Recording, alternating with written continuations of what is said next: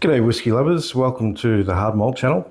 My name's Tim and happy St. Patrick's Day everyone. Now, I'm not going to start off by saying Tapara Morin to you because that is not an Irish saying. So wherever that came from, if that's stuck in your head, just get rid of that right now because that's not an Irish saying.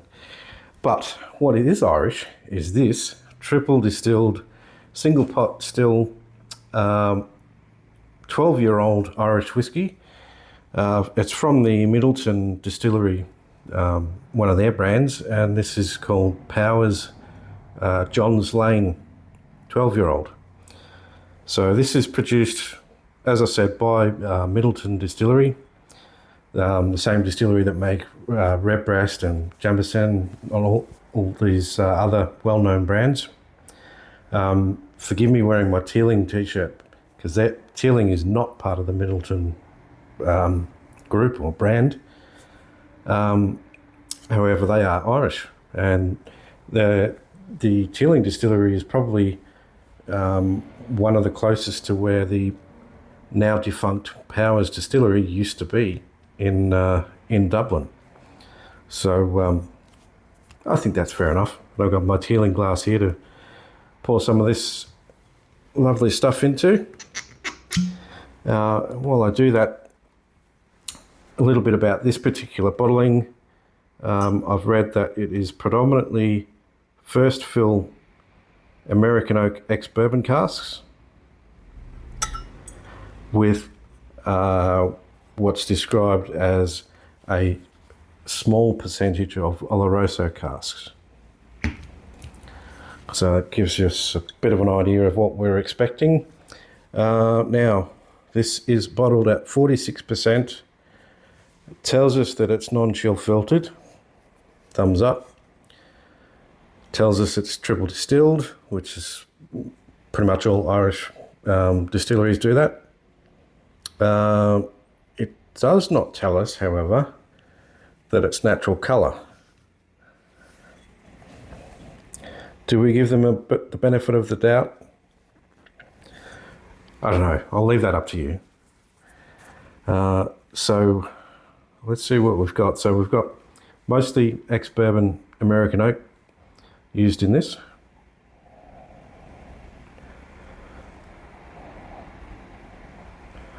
I'm getting quite a bit of green fruits like apples and pears, which is quite common to get those sort of notes with Irish whiskey, especially triple distilled whiskey.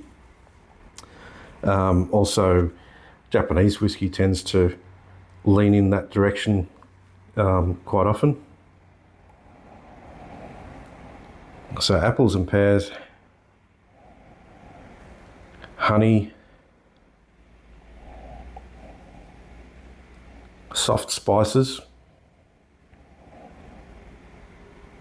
I think, yeah, sort of allspice, cinnamon, nutmeg, just very subtle, soft. But altogether, it's quite a rich, comes across on the nose as quite a rich whiskey, which is one of the reasons why I particularly like this bottle. Notwithstanding that generally when it's available, you can actually get it for around the $100 mark, or sometimes less on special, and that's $100 Australian dollars for reference, and that's a pretty good price for a 12-year-old single pot or single malt whiskey. In this case, it's a single pot still whiskey, and for those who may not be aware, what that means is they label it as such predominantly in the Republic of Ireland, because they will use a mix of malted barley and unmalted barley. So it's pretty much just made with barley as is a single malt, but some of it is unmalted. So you can't call it a single malt if part of a portion of the barley is unmalted. So they refer to the style of distilling which is in common with Scotland and elsewhere, being a single pot still. However, what is less common in Scotland and some other places is the Irish stuff is quite often, or more often than not, triple distilled.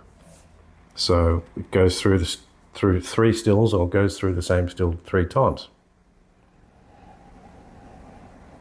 So one of the other reasons why I particularly like this bottle is because of that richness that it gives. And I'll just get a little sip going here. I'm actually just picking up a hint of not quite ripe bananas as well, which is a note that I've always gotten with this Powers John's Lane, which I'd be keen to know if other people pick that note up, because it's not one that I see in published tasting notes for this whiskey that often.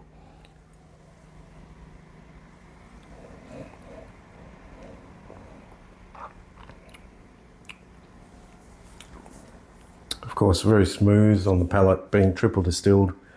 Irish whiskies are always, well, mostly quite smooth. Big sort of hit of honey and that gentle spice on the palate.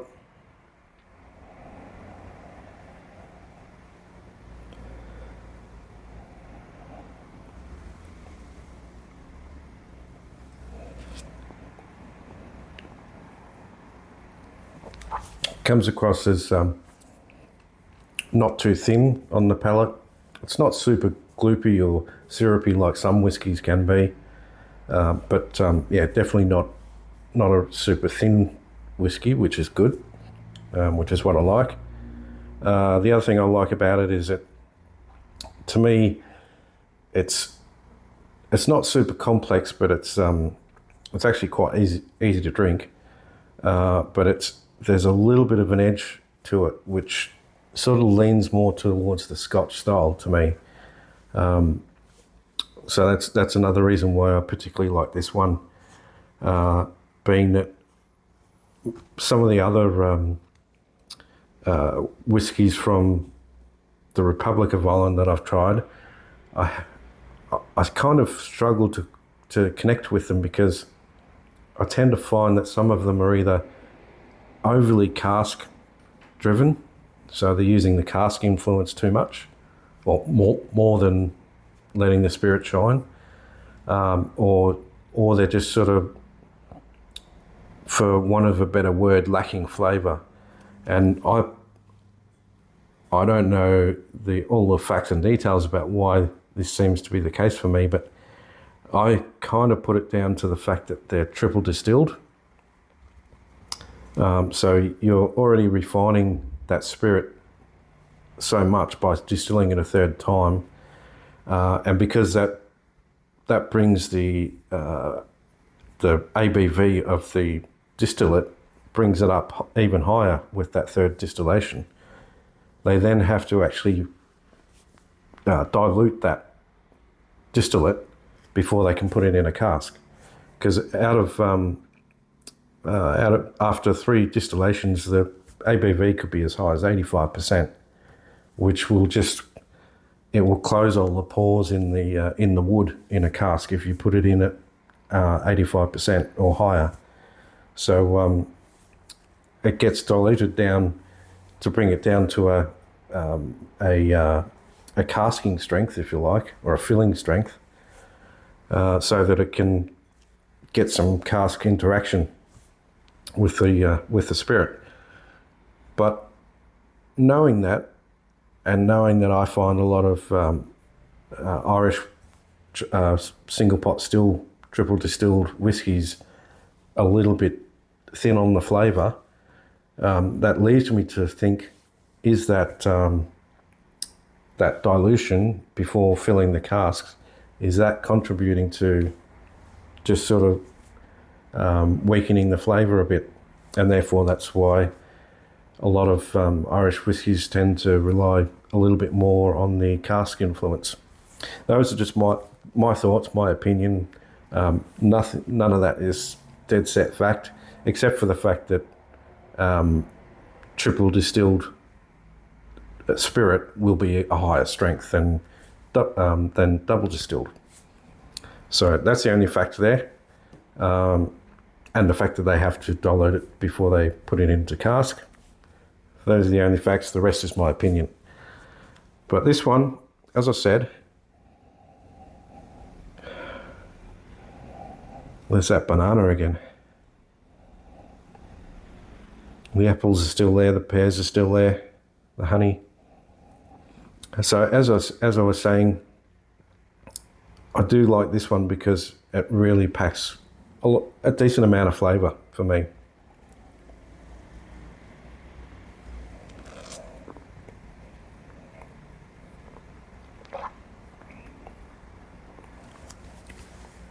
Definitely a lot of honey. Those white fruits, the apples, the pears. A little bit of the banana is coming through on the finish for me. And perhaps a little bit of, I know a lot of people mention milk chocolate with this.